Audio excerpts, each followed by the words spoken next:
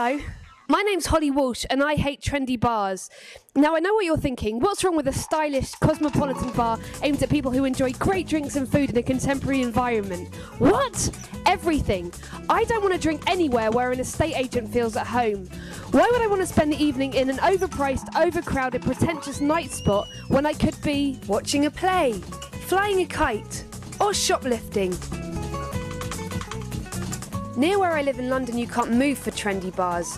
They seem to think that the more obscure the venue, the trendier they become. So they buy an old bank, rip everything out, and then spend thousands of pounds making it look like an old bank. Why can't my local laundrette just be my local laundrette, without also having to serve a selection of weak Mexican beers? I hate the pretentious drinks that they serve in bars, especially cocktails. I don't want to drink anything that involves juggling in its preparation. In bars, even a simple shot isn't just a drink, it's a ritual.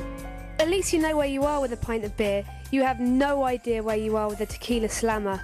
The other trouble with cocktails is that you don't know how drunk you are until you stand up.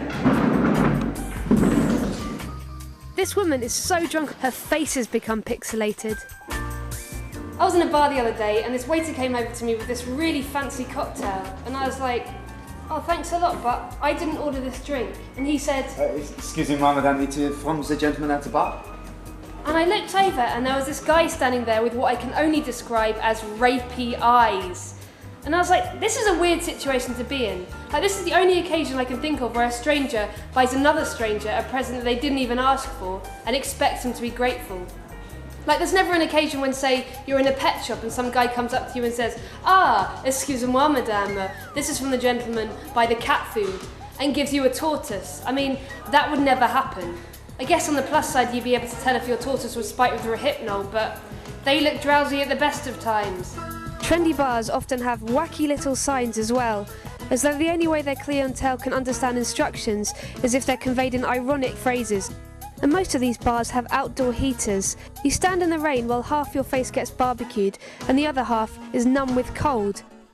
The only way to deal with it is to constantly revolve. Face it, there is nowhere more depressing than a trendy high street bar.